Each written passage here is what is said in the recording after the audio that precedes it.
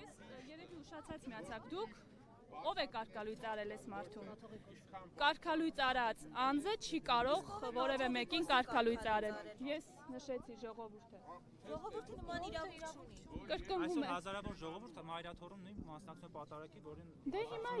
ամենայն հայոց կաթողիկոս։ Ես եկել եմ մասնակցելու Տեր Արամի պատարագին ու նշեցի ինչ պատճառներով Տեր Արամին ոչ հիմնավոր մեղմ ասած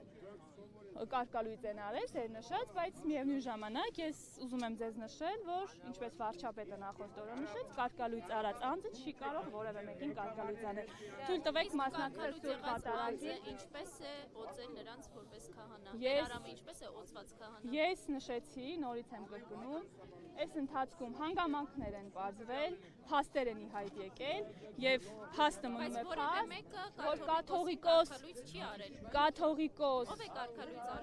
կաթողիկոս կոչեցյալը, ձեր վեհափառ կոչած անձը բացարձակապես կապ չունի հոգևորականության հետ։ Դուք այս բոլորովդ խնդրում եմ պատասխանեք մի հարցի, արդյոք կաթողիկոսը ունի զավակ թե ոչ, ինչի մասին մենք հաճախ խոսում ենք։ Դրա մասին դուք եք տեղյակ, մենք տեղյակ չենք։ Նույն կաթողիկոսն էլ չի հերկել, ասեմ ձեզ, ու ոչ մեկ չի հերկել, որովհետև դա անհերքելի փաստ է։ Ով է քմծիծաղով։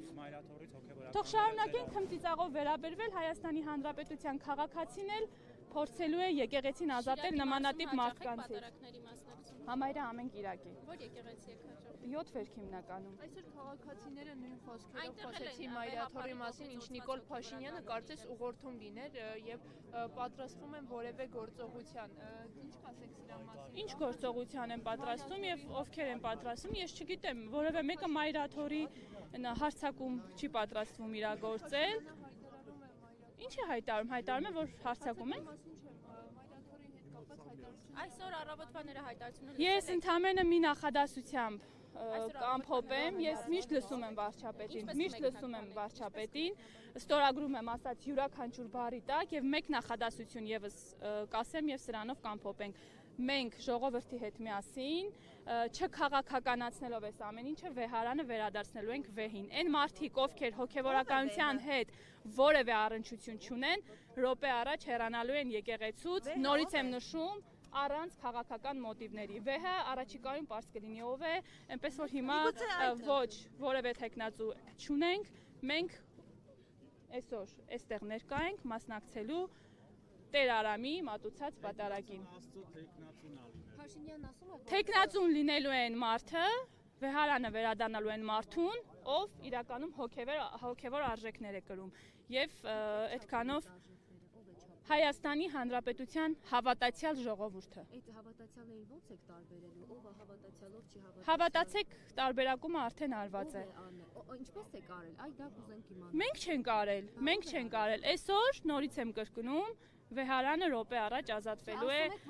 սատանայի հետ գործարք կնքած, սքեմի տակ թաքնված քայլող սատանաներից։ Աստծո դատաստանից չեք վախենում նման հայտարարություններ անելիս։